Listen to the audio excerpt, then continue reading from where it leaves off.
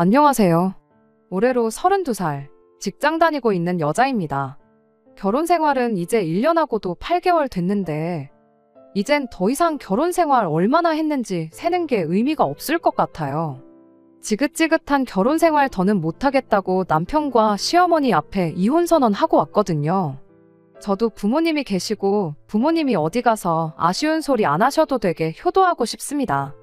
효도라는 게 무엇보다 부모님께 잘하고자 하는 그 마음이 더 중요하겠지만 물질적으로 하는 효도 또한 효도의 방법 중 하나라고 생각하는 사람이기도 하지요.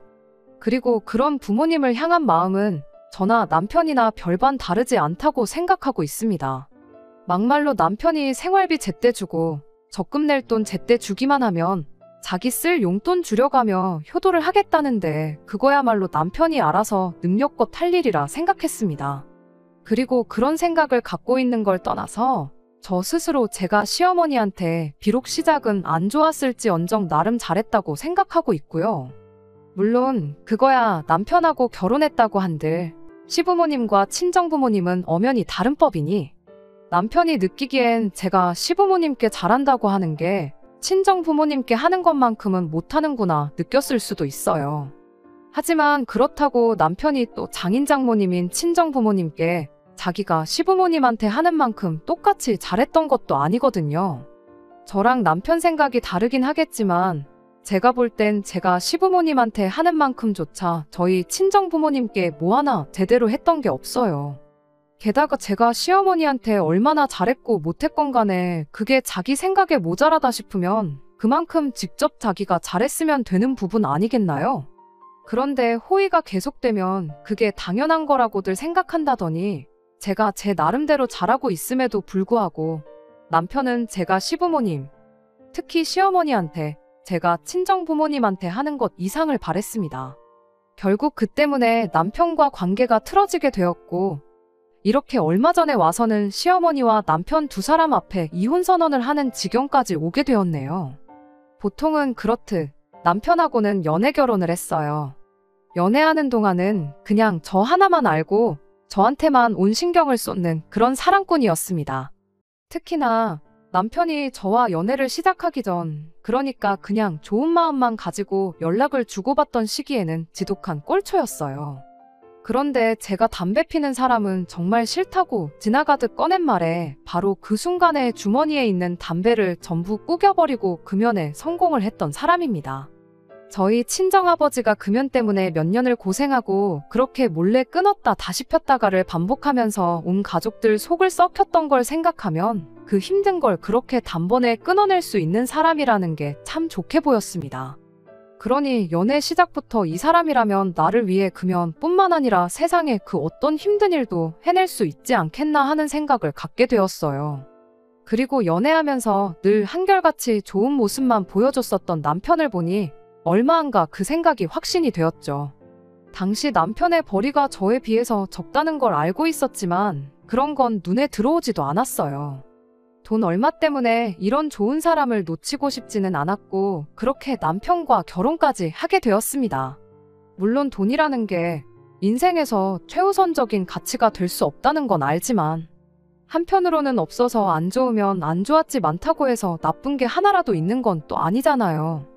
그래도 남편 사람 됨됨이면 충분히 앞으로도 회사에서 승승장구해 나갈 수 있을 거라 생각했습니다. 애초에 제가 몸담고 있는 업계가 원래부터 남들보다 초봉이 높은 편이긴 하나 해가 지나고 경력이 쌓인다고 한들 연봉이 크게 늘어나지 않는 편이기도 하거든요. 그러니 못해도 10년이면 남편이 언젠가 제가 버는 돈을 따라잡고 나아가서는 그 이상도 벌어오는 날이 올 거라 생각했어요. 당장 남편이 저보다 돈 얼마 덜 벌어오는 게 그때가 오면 더 이상 문제가 되지 않겠구나 그렇게 생각했습니다. 둘 다 조금 버는 것보다야 둘 중에 하나라도 잘 버는 게 어디냐 생각했고 그게 저희 결혼 생활하는 데 있어서 문제가 되리라고는 눈꼽만치도 생각하지 않았습니다. 결국 돈 때문에 일이 이렇게 되었고 이제서야 제 생각이 틀렸다는 걸 알게 되었지만 당시에는 제가 그렇게 손해보고 하는 결혼이라 생각한 적 없었어요. 결혼 준비를 시작하면서 시부모님, 특히 시어머니가 조금 옛날 사고방식을 갖고 계신 분들은 아닐까 하는 생각을 갖게 되었습니다. 그나마 시아버지는 겉으로 티를 내시는 분은 아니었는데 시어머니가 조금 유별나고 유난스러우셨어요. 차라리 그런 유난스러운 성격을 결혼 전에 미리 보여주셨다면 그걸 알고도 결혼한 제 잘못이지 어디 탓할 것도 없고 딱히 할 말도 없었을 텐데. 결혼식까지 올리고 신혼생활 막 시작되니 그제서야 보여주시는데 참 당황스러울 뿐이었습니다. 언젠가 한 번은 저희 신혼집까지 찾아오셔서는 남자는 여자하기 나름이라는 말을 꺼내시더니 이제 결혼했으니 다른 것보다 남편 내조하는데 신경을 써줬으면 한다는 거예요. 그래서 제가 시어머니한테 내조라니 그게 무슨 말씀이시냐 물어봤지요. 그랬더니 우리 아들 하는 말 들어보니 제가 아침도 안 챙겨주고 혼자 먼저 출근한다더라니 어쩌니 하시면서 아침밥 이야기를 꺼내시더라고요. 당신은 당신 평생 당신 남편, 그러니까 시아버지 아침 식사 한 번 거르게 했던 적 없었다고요. 비가 오나 눈이 오나 몸에 열이 펄펄 끓으나 밖에 나가 힘들게 돈 벌어오는 사람 빈속으로 출근시킨 적 한 번 없다면서요. 아버님 식사 챙겨드리면서 덩달아 남편도 아침을 챙겨주셨던 거겠지만 어쨌든 시어머니가 말하는 내조가 다른 것보다 아침밥을 꼭 챙겨주란 걸 알 수 있었습니다. 참 그 이야기 처음 들었을 때 기분을 뭐라 표현해야 할지. 아침밥 10월드 이야기. 어디 말로만 들었지 그게 바로 내 남편과 내 시어머니 이야기일 거라곤 생각조차 해본 적 한 번 없었거든요. 그 이야기는 또 남편한테 직접 들었다고 하시니 더더욱 어이가 없었습니다. 슬쩍 고개 돌려서 남편을 쳐다봤는데 남편 표정이 마치 시어머니가 진짜로 집까지 찾아와 이런 이야기를 꺼낼 거라고는 생각도 못한 당혹스러운 표정이었어요. 여기서 남편이 먼저 말을 꺼냈다면 더할 나위 없이 좋았겠지만 시어머니 기분을 생각한 건지 뭔지는 몰라도 꿀먹은 벙어리 마냥 가만히 있더군요. 눈빛으로 저한테 미안하다는 사인을 보내면서 이야기 한번 나눠보라는 표정이길래 다른 건 몰라도 짚고 넘어갈 건 정확하게 짚고 넘어가야겠다는 생각밖에 없었습니다. 물론 그 자리에서 알겠다 대답하고 시어머니 보낸 뒤에 남편하고 둘이서 다시 이야기를 나눴어도 충분한 부분이기는 했죠. 그러면 애초에 시작부터 시어머니하고 꼬일 일도 없었을 수도 있어요. 하지만 그렇게 눈 가리고 아웅하는 식으로 일을 해결하고 싶지는 않았습니다.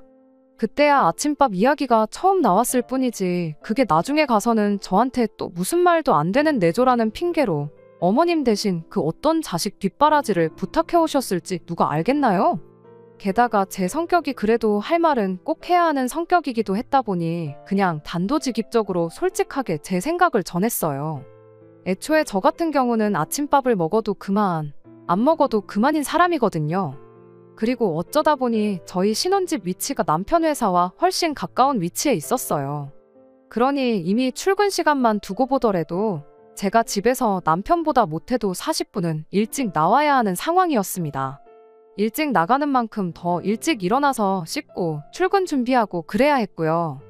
이런 상황에 아침을 굳이 안 챙겨 먹어도 되는 저와 평생 아침밥이라고 걸러본 적이 없다는 남편 중 누가 밥을 챙겨 먹어야 한다고 따져본다면 당연히 아쉬운 사람인 남편이 직접 차려 먹는 게 맞다고 생각한다 했지요. 아침밥이라고 해봐야 뭐 오첩반상 임금님 수라상을 차려내는 것도 아니고 간단하게 밥 한 공기 떠서 냉장고에 있는 거 꺼내주고 여유 있으면 계란 후라이 한두 개 부쳐주면 되는 거잖아요. 국이 꼭 필요하다면 요즘 그냥 뜨거운 물만 부어서 먹는 간편한 제품들도 많이 나와 있기도 하지 않냐고요. 그래도 시어머니가 직접 집까지 찾아오신 게 있으니 적어도 제가 남편이 아침에 허둥대지 않도록 전날 저녁에 아침에 먹을 밥 한 공기 정도는 전날에 미리 챙겨놓겠다고 했어요. 그냥 즉석밥 먹듯이 전자레인지에 데워 먹을 수 있게 말이에요. 그런데도 시어머니는 제가 이해가 안 간다는 눈치였습니다. 네가 말한 대로 아침밥 차려준 게 그렇게 어려운 일도 아닌데 어차피 일찍 일어나는 거 10분, 20분 일찍 일어나서 부지런히 움직이면 아침밥을 못 차려줄 것도 없지 않냐고 하시더군요. 정해진 월급 받아오는데도 시어머니는 바깥 사람이 아침에 속이 든든하게 집을 나서야 나가서 돈도 더 잘 벌어오는 거라고, 그리고 그게 내조라고 하시면서요. 그래서 내조라고 이야기 잘 꺼내셨다고. 내조라는 게 안 사람이 바깥 사람 챙겨준다는 소리인데 저 또한 밖에 나가서 돈 벌어오는 직장인 아니겠느냐고. 저희 집은 따로 안 사람이 없고 바깥 사람만 둘이 있는 건데. 그야말로 아침밥 안 먹으면 아쉬운 사람이 챙겨 먹는 게 당연한 거 아니겠냐. 그리고 그건 아침밥을 꼭 먹어야 하고 심지어 집이랑 회사가 가까운 남편이 아니겠냐 한마디 했어요. 그랬더니 시어머니가 그래도 남자가 부엌 들락거리면 좋을 거 하나 없다고 끝까지 남자는 여자가 해주기 나름이라고 하면서 저보고 아침밥을 차려낼 것을 강요하셨죠. 그래서 제가 한마디 했어요. 제가 어머님처럼 전업주부로 살게 된다면 당연히 안사람으로서 하루도 빠짐없이 바깥사람 식사며 모든 걸 챙겨줄 것이라고요. 혹시 제가 다른 거 안 하고 남편 뒷바라지만 하길 원하신다면 당장에라도 회사 그만두고 그렇게 하겠다고 한마디 했습니다. 그러면 아침 저녁은 물론이고 점심때 되면 남편 회사까지 도시락 싸들고 찾아가서 먹여주고 내조 한번 제대로 해주겠다고요. 하지만 시어머니 또한 당장은 재벌이가 훨씬 좋고 남편이 외벌이를 하면 대출 갚고 생활비까지 하는 게 간당간당하다는 걸 알고 계셨다 보니 제가 전업주부가 돼서 남편 끼니 빠짐없이 챙겨주겠다는 말에 대답을 따로 안 하셨지요.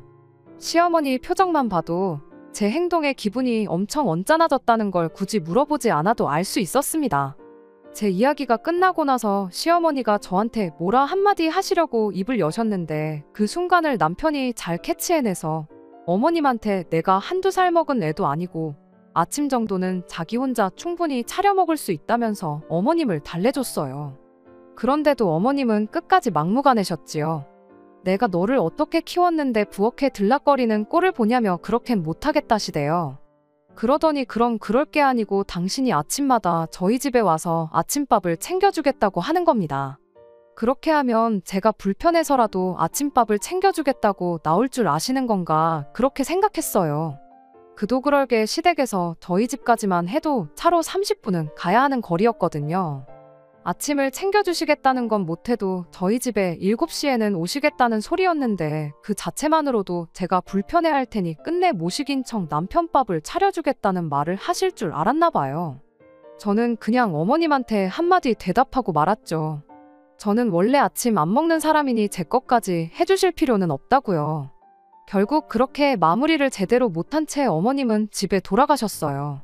어머님 가시자마자 남편한테 이게 무슨 상황이냐고 물어봤습니다.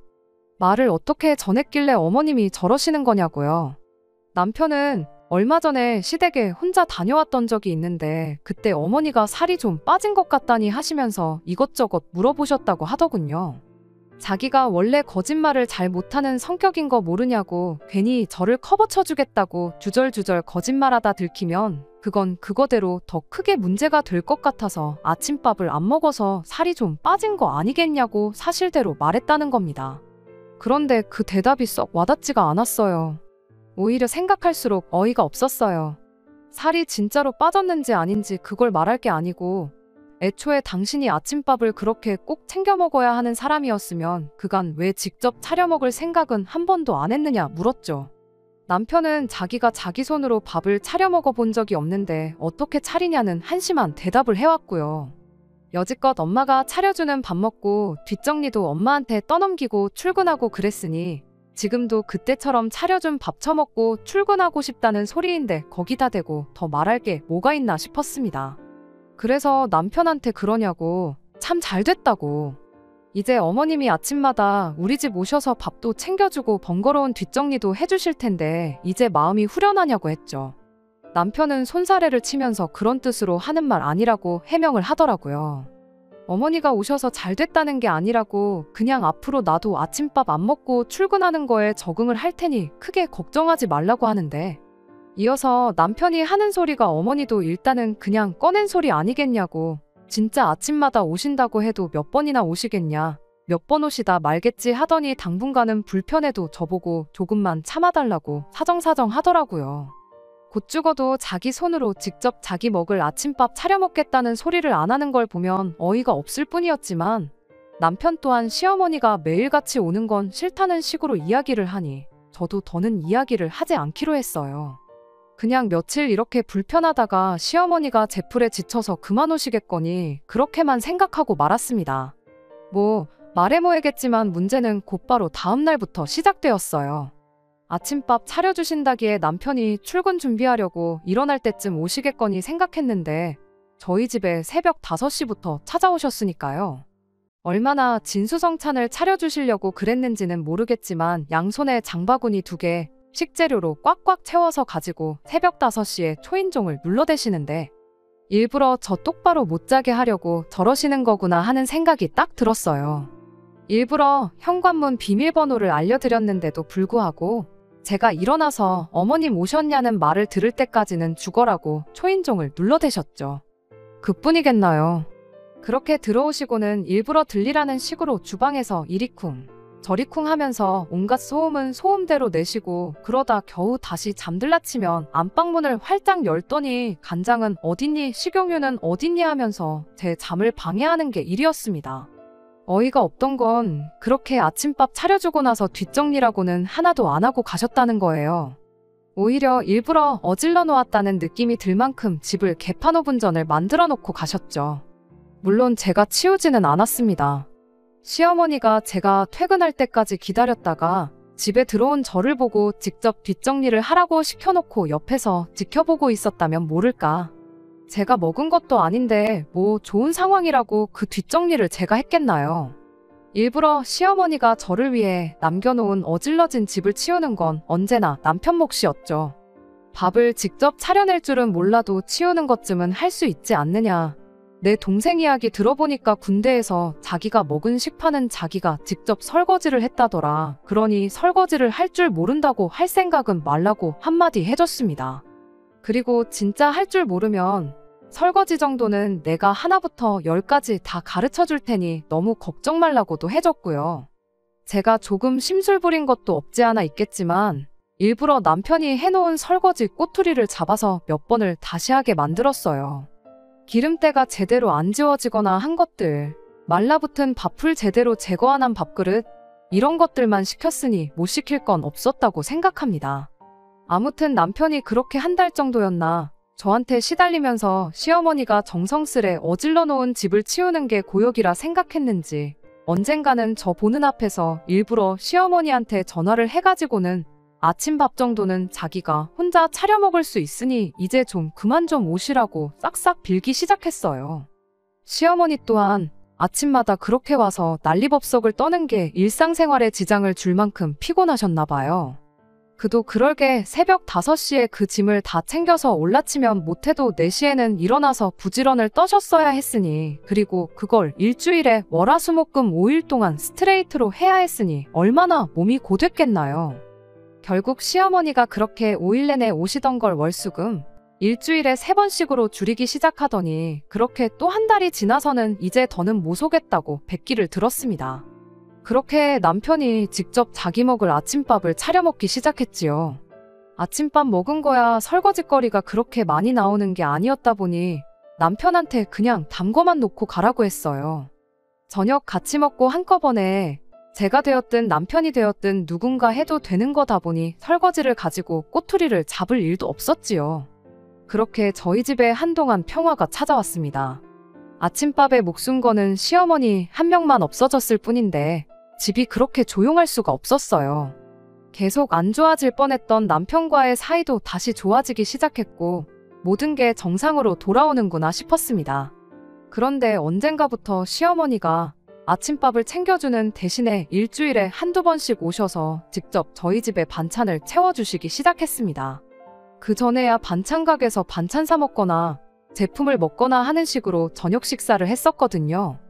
남편이 차려 먹던 아침밥 또한 그랬었고요.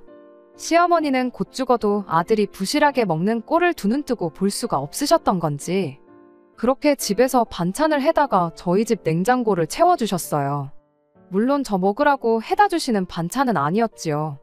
전부 다 남편 입맛을 고려해서 해다 주시는 반찬들 뿐이었어요. 그래도 치사하게 우리 아들 먹으라고 해가지고 온 반찬이니 얄미운 며느리는 먹으면 안 된다고 하지는 않으셨습니다.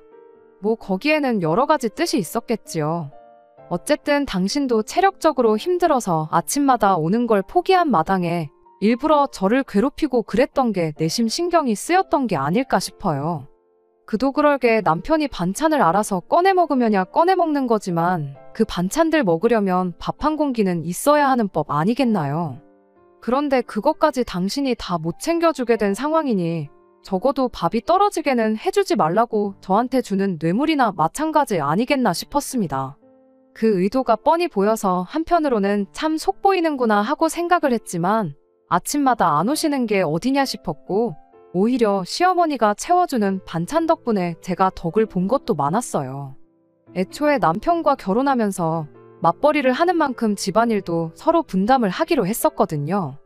남편은 분리수거와 빨래를 하기로 했었고 저는 저녁 식사 당번과 집안 전반적인 정리정돈을 당담하기로요. 청소 같은 경우는 보통 제가 하지만 어질러 놓은 사람이 다른 사람이 따로 정리를 안 해도 될 만큼 뒷정리를 하기로 정했는데 그 덕에 시어머니가 한참 집을 어질러 놓은 건 남편이 뒷정리를 하게 시킬 수 있던 거고요. 아무튼 제가 저녁 식사 당번을 하기로 한 만큼 음식 준비를 해야 했었는데 솔직히 일하느라 피곤한 와중에 식사 준비를 하는 게 여의치 않아서 제 사비를 털어서 반찬 가게 반찬을 채워놓고 그랬던 거예요. 데워먹기만 하는 간편식 같은 것부터 냉동 제품까지 남편이 자기가 먹고 싶어서 사는 게 아닌 이상은 전부 다 생활비가 아니라 제 개인 돈에서 나가야 했었습니다.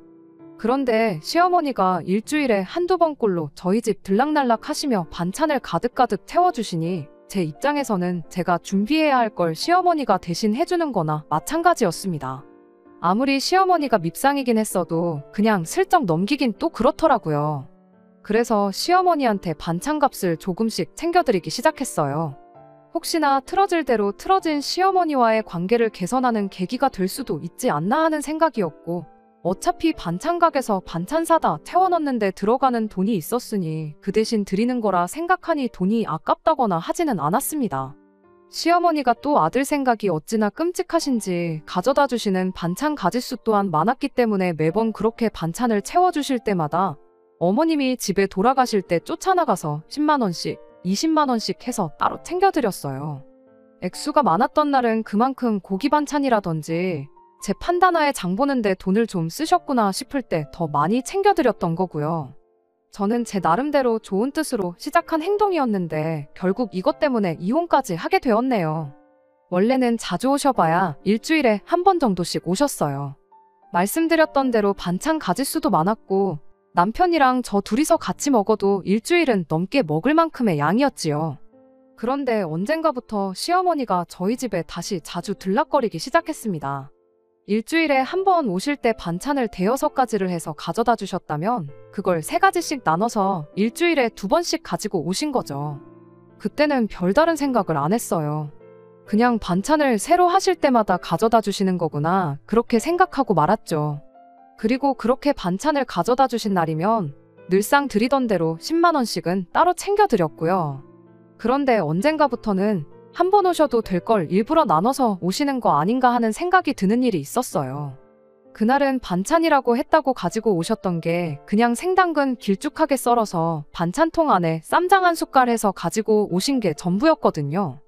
당근을 쌈장에 찍어 먹는 게 생각보다 맛있다는 건 제 인생에 그날 처음 알게 되긴 했는데 아무튼 그렇게 그걸 반찬이라고 저희 주시고는 가봐야겠다고 하고 현관문을 나서는데 신발까지 다 신으신 상황에 제 눈치를 살살 살피며 문 앞에서 안 나가고 버티고 계시더라고요. 그때 딱 알았죠.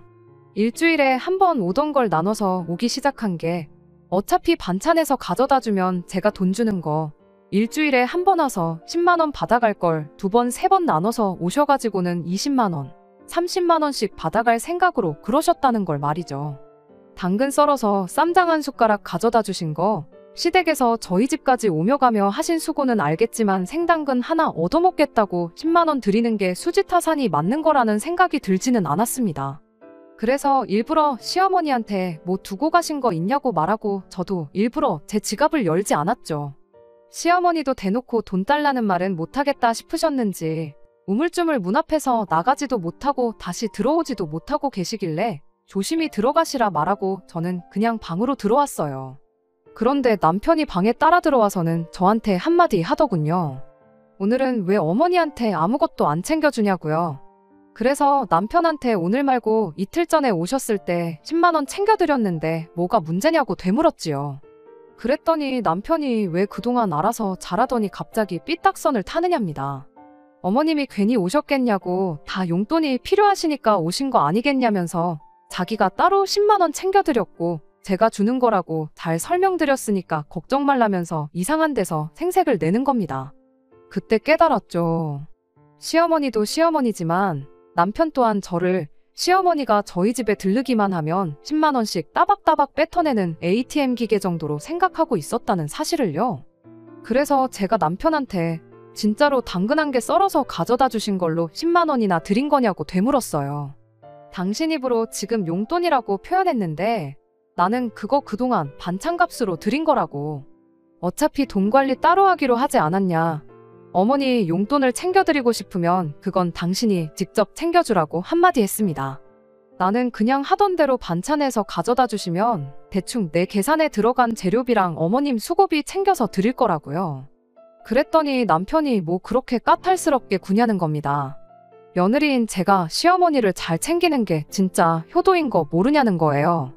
어머니는 어머니대로 용돈 생겨서 좋고 나는 나대로 어머니 앞에서 기가 살아서 좋고 그러니 그게 일석이조나 마찬가지라는 거예요. 그러더니 그럴 게 아니고 어머니도 매번 이렇게 찾아와서 저한테 용돈 타가는 거 미안해 하시는 것 같은데 그럴 게 아니라 어머니 앞으로 신용카드 하나 만들어주면 어떻겠냐는 소리를 하는 겁니다. 그러면 시어머니가 매일같이 찾아올 필요도 없고 괜히 며느리한테 자존심 상해가며 구걸하듯 용돈 타갈 이유도 없지 않겠냐면서요. 내가 방금 한 말 못 들었냐고. 어머니 용돈 챙기고 싶으면 당신 돈으로 챙기라고. 나는 그냥 반찬값만 드릴 거지 시어머니한테 그 이상은 할 생각 없다고. 용돈을 드려도 내가 우리 친정 부모님 드렸지. 효도는 내 돈으로 할 생각 말고 당신 돈으로 직접 하라고 했어요. 그런데 벼랑간 벌컥하고 방문이 열리더라고요. 시어머니였어요. 간다고 하더니 제가 돈을 안 줘서 그런가 그냥 현관문 앞에 서 계셨었나 보더라고요. 그러다 남편이 저랑 무슨 이야기를 나누는지 엿듣고 있었던 겁니다. 시어머니가 문 열고 들어오자마자 저한테 역정을 부리기 시작했어요. 내가 지금 네가 해야 할 일을 대신 해주고 있는 거 모르냐고. 주변에 다른 사람들 보면 며느리가 시어머니한테 효도하고 싶어서 안달이던데 너는 어찌 그러냐고 뭐라 하더라고요. 다른 집 며느리들은 시어머니한테 뭐 하나라도 더 해주고 싶어서 쉬는 날이면 시댁 찾아와서 집안일 도와주고 반찬 같은 거 따로 안 해다 줘도 얼마씩 용돈 챙겨주고 그런다는 거예요. 그런 거 생각하면 당신은 엄청 양심적인 시어머니라고. 가만히 앉아서 며느리 효도받는 게 아니라 해줄 만큼 해주고 용돈 좀 받아가겠다는 건데 시어머니한테 쓰는 돈을 그렇게 아껴서 어디다 쓰겠냐며 저한테 고래고래 소리를 지르시더군요. 그래서 제가 시어머니한테 한마디 물어봤어요. 도대체 그런 며느리가 세상에 어디 있냐고. 진짜 있으면 제 앞에 좀 데리고 와 달라고 했어요. 진짜로 시키지도 않아도 시댁에 알아서 찾아가서 청소 빨래 밀린 집안일 해주고 용돈까지 척척 주고 오는 그런 며느리가 있으면 그동안 제가 했던 거 다 사과드리고 저도 그 집 며느리랑 똑같이 해드리겠다고요. 그런데 제 생각에는 그런 사람 아마 없을 거라고. 있다면 시댁에서 억만금을 지원해줘서 눈치 보느라 그러는 거 아니겠냐고 했죠. 제 주변에 저희처럼 반반 결혼한 사람들 보면 어머님처럼 매일같이 찾아오시는 것부터 불가능했을 거라고. 그랬다간 아마 당장에 아들 이혼남 만드셨을 거 모르시냐고 되물었습니다. 그랬더니 저보고 이제는 며느리가 시어머니 말하는데 말대답을 하고 있다고. 그냥 시어머니가 용돈 필요해서 왔다고 하면 입 다물고 돈 10만 원 찔러주고 말면 되는 거지. 그깟 돈 좀 번다고 유세를 부리냐. 입에 거품을 물면서 저한테 할 말 못할 말 쏟아내기 시작했습니다. 분위기가 험악해지자 남편이 시어머니 끌고 나가서 거실 소파에 앉히고는 다시 방에 들어와서 저한테 따지기 시작했어요.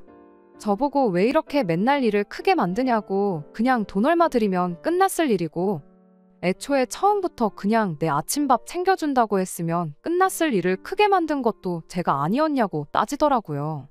처음부터 일을 이렇게 만든 게 저니까 책임을 제가 지는 게 맞다고 계속 저를 몰아붙이길래 말 많아지고 시끄러워지는 것도 짜증나서 거실로 쫓아나가 지갑에서 10만 원 꺼내줬습니다.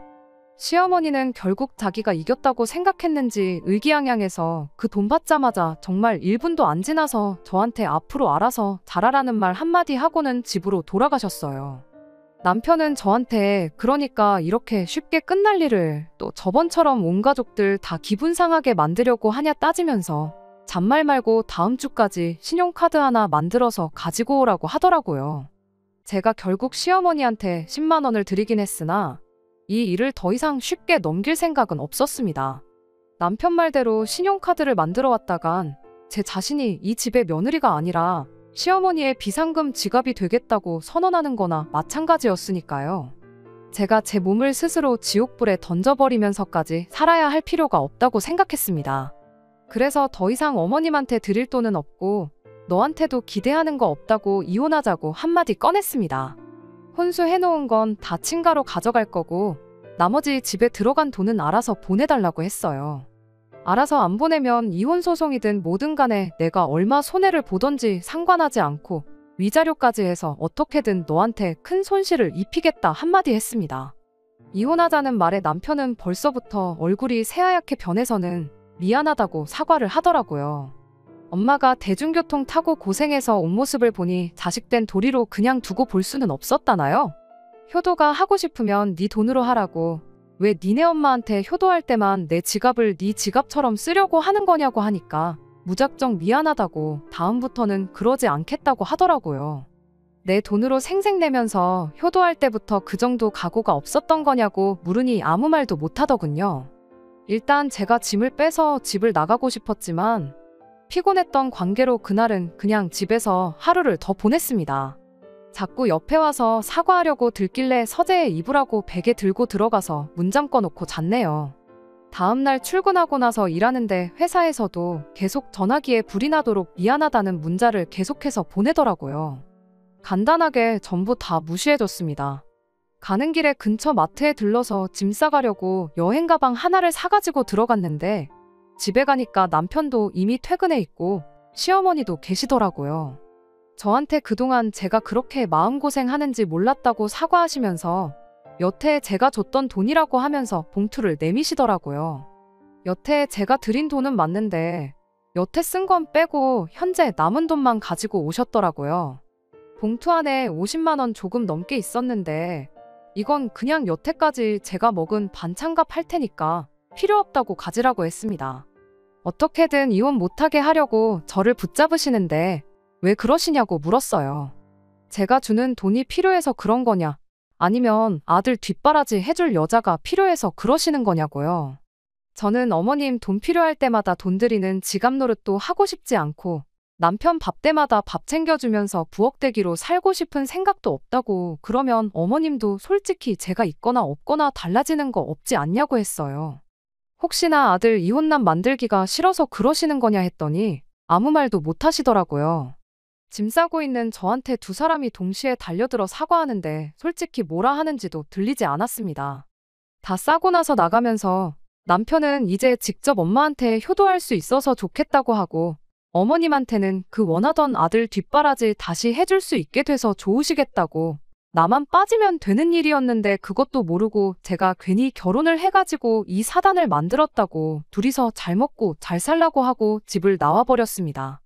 그 이후로 오는 연락에 대해서는 다 무시하고 있어요. 합의 이혼을 하려고 하는데 자꾸 사과받고 마음 바꾸라는 식으로 나오길래 얼마 전에 변호사까지 선임을 했습니다. 저도 수임료가 나가게 생겼으니 그동안은 그냥 이혼만 하려고 했는데 이제는 위자료까지 다 뜯어내려고 합니다. 저도 더 이상 믿지고 장사할 수는 없는 노릇이잖아요. 욕심은 끝이 없다더니 그 말이 괜히 있는 말이 아닌 것 같네요. 가만히 냅뒀으면 어련히 제가 며느리돌이 다 하면서 적당히 효도받으시며 살았을 텐데 매주 찾아와서 수금해가는 것도 귀찮아서 신용카드를 만들어 오라니 욕심이 너무 과했지요. 비록 저도 이혼녀 딱지가 붙게 되긴 하겠지만 이런 상황을 질질 끌고 있어봤자 20대 후반에 이혼녀가 되느냐 30살, 40살이 돼서 이혼녀가 되느냐 결과는 다 똑같았을 거라고 생각합니다. 차라리 제가 한 살이라도 젊을 때 빨리 이혼을 해버린 게 잘한 일이 아닐까 하는 생각이 드네요. 결혼이 둘만 좋아서 하는 게 아니라는 말이 참 맞는 말인 것 같네요. 솔직히 이번 일로 너무 질려서 한동안은 결혼 생각은 들지도 않을 것 같아요. 하지만 나중에 만약에 제가 다시 가정을 갖게 된다면 아내 때문에 가족까지 등질 필요까지는 없지만 그래도 중간에서 다리 역할 잘해주는 그런 사람을 찾아봐야 할 것 같습니다. 끝까지 들어주셔서 감사합니다. 오늘의 사연은 여기까지입니다. 구독과 좋아요, 알람 설정 부탁드리고 더 좋은 사연으로 다시 찾아뵙겠습니다. 감사합니다.